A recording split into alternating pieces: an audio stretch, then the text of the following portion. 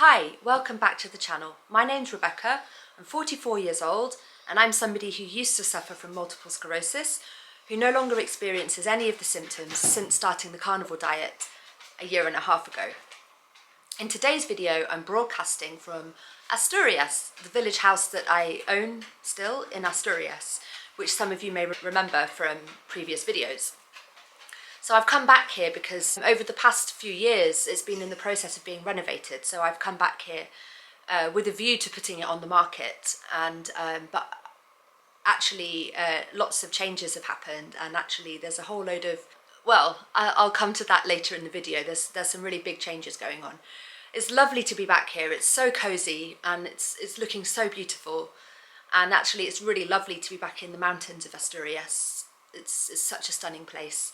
But anyway, as I say, I'll return to that topic later in the video. What I wanted to talk about mainly was, as the title of the video says, the fact that I have now been once again 1 month clean when it comes to the substance I used to... Oh shit, that was a lampshade falling, falling off. Sorry, that was a lampshade fell down. Anyway, so what was I saying?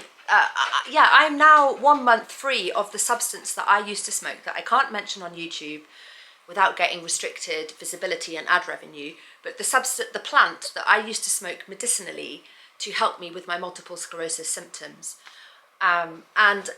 Because of my heavy daily usage, which was partly to do with pain relief and partly to do with extreme isolation and boredom, I became a very heavy user over a number of years, and now that my body is healthy again, I don't want to be anymore, because in an ill body it's very, very helpful, it's a medicine, but in a healthy body it just holds you back from socializing and being productive, and I don't want also the judgments that come with it anymore. So I'm very determined to get rid of this stuff.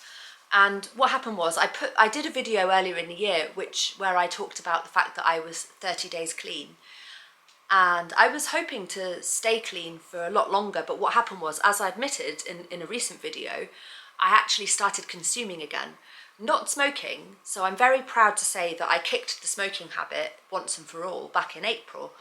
And I know that if I was to smoke it once, I would smoke it all the time. So that's absolutely 100% clear to me, and it has been since April.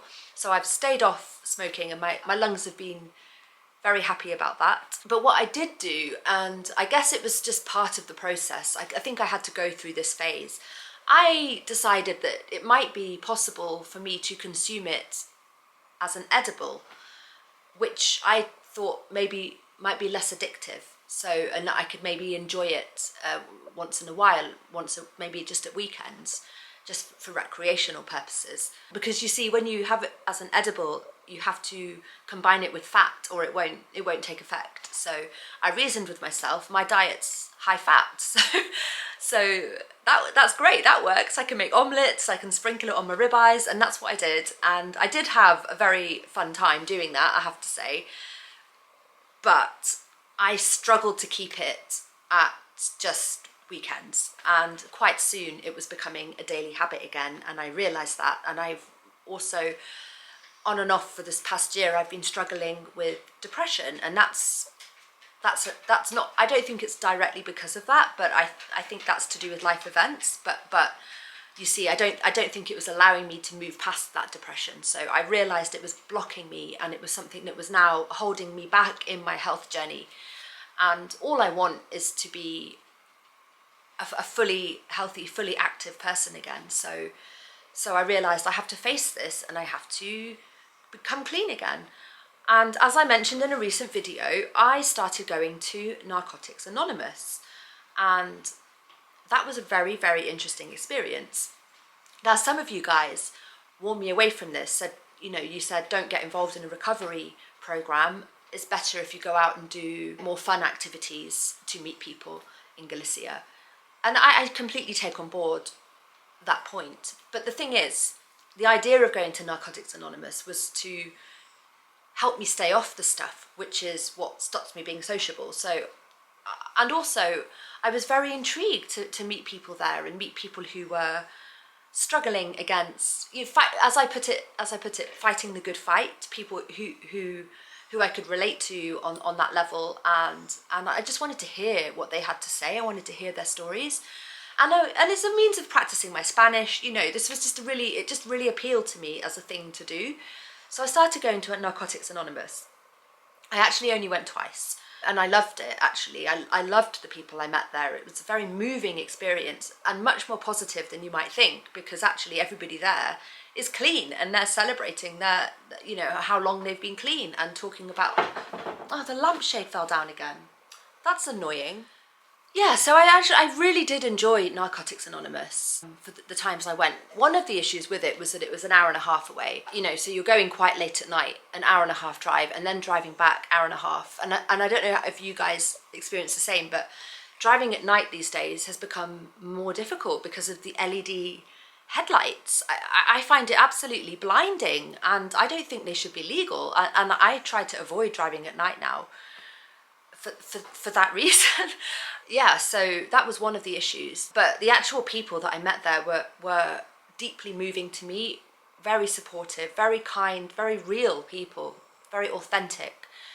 And it was just a place where I felt that I could be myself and talk about the troubles I've been having. So it was a positive experience. And actually, a lot of people who criticize the 12-step program do so on the basis that it requires you to believe in a higher power. That's actually not an issue for me. Although I may not conceptualize it as God per se, in the traditional sense, I fully believe in a higher power, that in something transcendental, and that there's something more to our lives than meets the eye. That's not a problem for me. I do have my own personal perspectives on that maybe don't fit an organized religion, but that side of things was not a problem. So I am clean, and Narcotics Anonymous is what kind of pushed me back into that again. But I have stopped going, and the reason I've stopped going is what I wanted to talk about, because it's relevant to my health journey, and that is the fact that when you go to NA, you are required to identify fully as an addict, as in your whole identity is an addict. You have to see yourself as that, and the part of the meetings are reading out from books from the NA philosophy, which talk about how, I acknowledge that this stuff is what wrecked my life. This stuff is why I lost all my friends and destroyed all my relationships. And I would get involved at the meetings, and I would read out those things, and I would sort of play the part.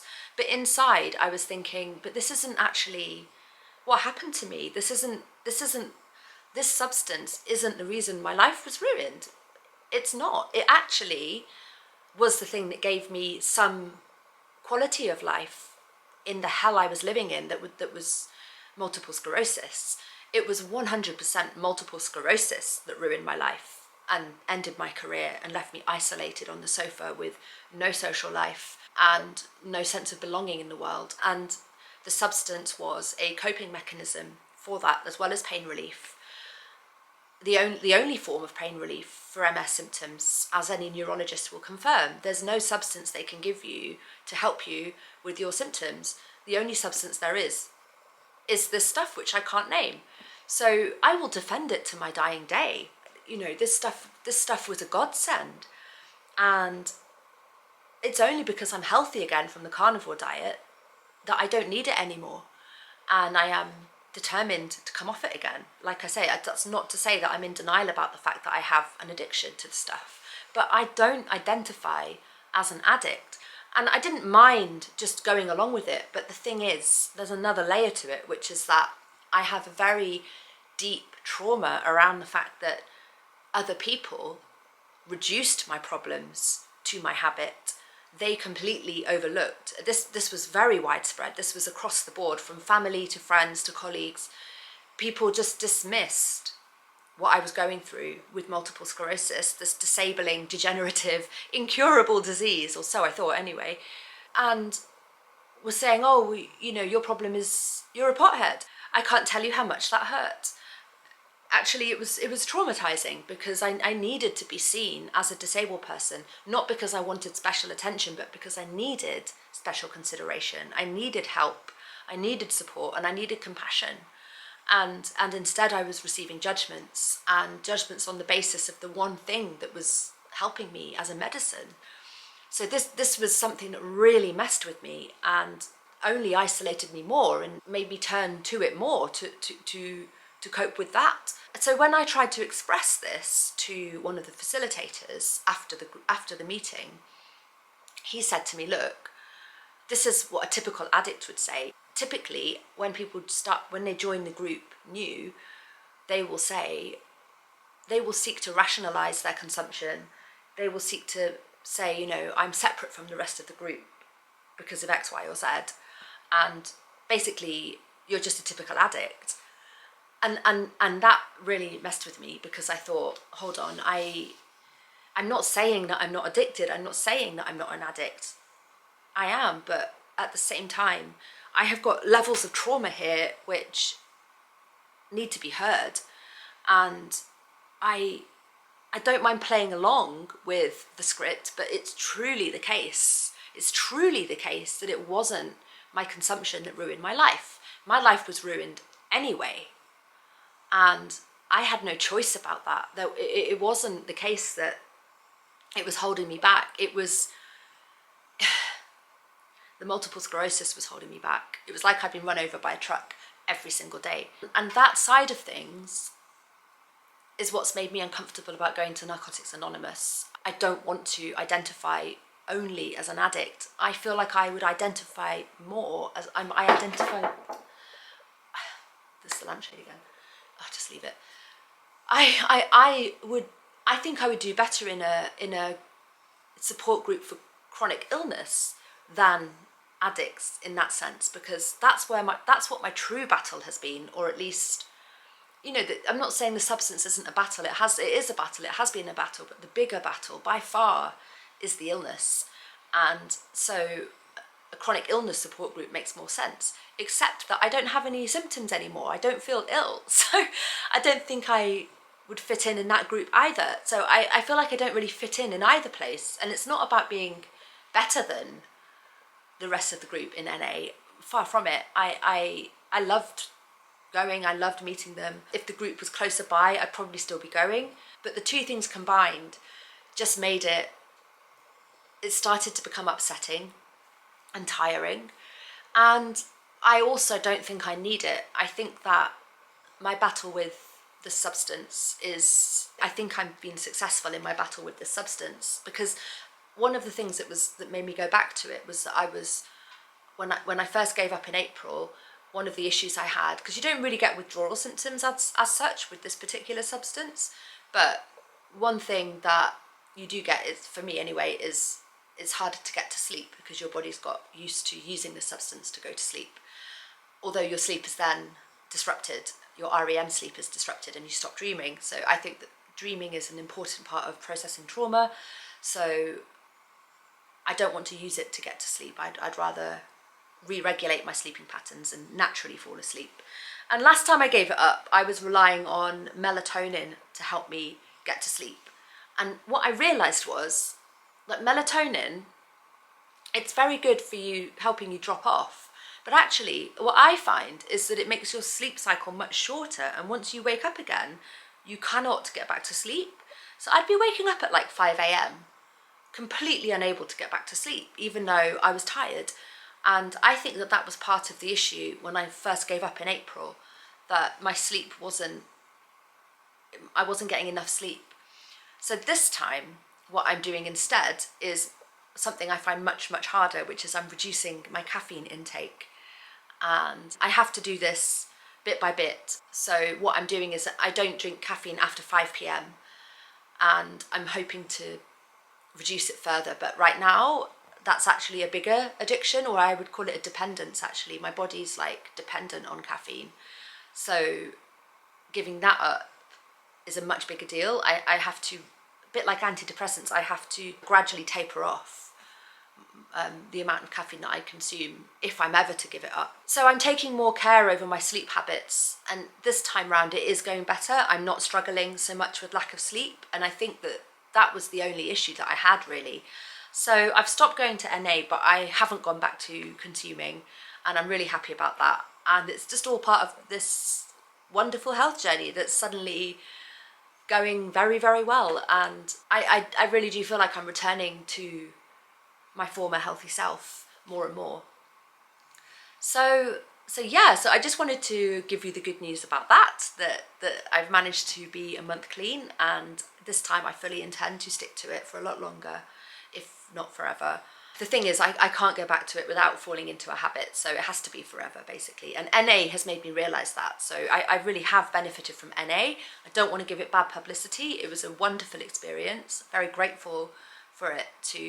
It pushed me over the edge to actually take it seriously. This is you can't have mind-altering substances and live a coherent life or a productive life. They're not compatible with a healthy life. So that's crystal clear to me now. So the other thing is, I just wanted to talk about, not in great detail, but I just wanted to give you guys some idea about where my head's at the moment. So basically, I came back to Asturias a few weeks ago with the view to putting this house on the market, because it's been being renovated for the past 2 or 3 years, which is another story in itself. It shouldn't have taken this long, but it did. And now it's finally renovated and it's absolutely beautiful, and I love it so much. And I thought before I came back here that I was gonna have a horrible time and just be beset by memories of all the awful things that happened in Asturias. I brought my cat with me because she struggles at Mushroom Manor. She's upstairs in the cold dark upstairs where there's no electricity, and she won't come downstairs because the dogs, particularly Stanley, is downstairs, and so she just stays upstairs all the time. She doesn't even go outside because Stanley's outside, and this poor kitty, she's used to much more comfortable spaces, and she's used to human contact, and I just really feel for her. So I brought her back this time, and she's absolutely loving it here. I've got 2 of the dogs with me as well. Anyway, so I came back a couple of weeks ago to check the house was up to scratch for putting it on the market, and dreaded it, and got here and stepped through the door and realised that I love it, and it's got all my furniture from England, and it just felt like home more than Mushroom Manor, because Mushroom Manor, the conditions there are difficult, and it's not something I plan to do on my own. So I'm there on my own, relying on people off the internet to help me renovate the place. And in order to renovate the place, I need to sell this place and plough all the money into Mushroom Manor. And Mushroom Manor is not bad, it's wonderful. It's amazing to have like huge tracts of land and a homesteading dream and like my own spring water. It's been a big adventure. And I love Galicia. Galicia is so friendly. But I am in one of the coldest, wettest microclimates of Galicia. And you know, no British person leaves England looking for cold and wet. It's just not why people leave England. So Asturias, it's not as warm as the south of Spain, obviously, but the south of Spain is basically a desert and there's no water. So Asturias is like the perfect climate much of the time. Not today with the hurricane. But even then, it's not depressing. Like Galicia reminds me of England a little bit too much, because it's like rolling hills and it's often grey. And I'm done with the UK. You know, I haven't been back in 5 years. So the point being, I don't have a home in the UK anymore. And Galicia, Mushroom Manor in particular, doesn't really feel like home, because it's not, the conditions there are difficult. The renovation project is so difficult, and I never meant to take on a renovation project of that scale on my own. I moved there with my partner. Then I had to cut him loose because he was not a team player. So it was the right thing to do to get rid of him. But then it was just a string of people off the internet from the Workaway project, and some of them have been great. I've got workawayers there now who are great. Filippo and a lovely young German couple looking after the chickens and the rest of the cats, and Stanley. who I completely trust and who are doing some really helpful work, like painting upstairs and things like that. So the place has come along. Value has been added to the place, and it's been a real adventure, and I've learned a lot. But coming back to Asturias and stepping through the door of the village house, I just had this overwhelming sense of, this is my home, and I never wanted to leave. It was only because of all the drama that went down because of my ex that I had to leave. And I do still have friends here, and my friends that I've made in Galicia all live like an hour and a half away, so I often feel that I'm very alone at Mushroom Manor, even though it's beautiful. And I'm very grateful for my situation, being in the countryside, but I think I want to come back to Asturias. It's just this feeling of things coming full circle. The house being renovated means that it's monetizable. I couldn't live here because I haven't got any land here, not even a garden, so I couldn't have the animals here. So I can't live in this house, but I can run an Airbnb business from this house and actually get an income for the first time in many years. Basically, if I can't keep Mushroom Manor and this place, I either sell this place and invest that equity into Mushroom Manor, or I sell Mushroom Manor and I buy a suitable home here for me and the animals that's closer by, and I can rent this place out on Airbnb. And that seemed unthinkable this time last year because of all the drama. But, you know, I don't have to associate with those people, and it just so happens that the friends I do still have here all live in a particular area of Asturias, which is far away from where all the bitchy people live. And it just occurred to me, I could actually sell Mushroom Manor and get a place where my friends live. So that's where my head's at the moment, and I've been investigating options, and I don't want to say too much right now, but this change would make a lot of financial sense, and it also just, like, there's nothing like the mountains here, the landscape here, it's out of this world, and being here makes me feel lifted in terms of the landscape, but also I miss my friends. So I couldn't help myself. I've just been property hunting online and looking at my options, and I'm quite excited. So I want to say all of it, but I'm not going to say all of it right now. But the things I want most in life are community, purpose, and health. Health, I have got.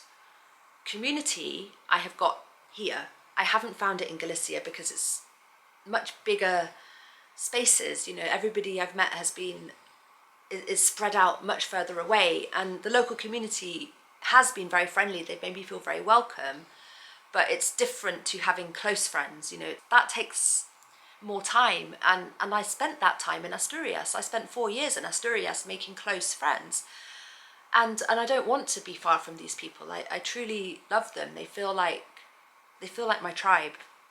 So, and purpose, well, that would be running an Airbnb business, also teaching English, and writing my novel, because I'm in the process of writing a novel. I've been translating a novel over the past year, but I finished that now, that's done.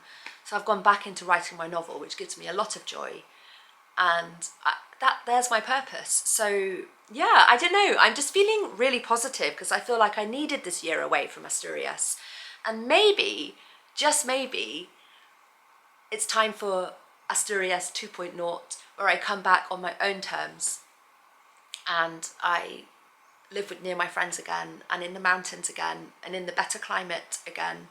And oh my god, that bloody lampshade. So I'll stop filming because I'm already saying too much about what my possible plans are. But what do you guys think? Is this completely loopy, moving around? It wouldn't be running away, it would be coming home. So it does feel different, and I'm just looking forward to seeing what the new year brings and what my possibilities are. But yeah, I do think that Asturias is where I really want to live, and I will fill you in as and when the plans develop. Yep, so 1 month clean yet again. I'm really happy about that. And anyway, I will see you guys in the next video. Take care. Bye.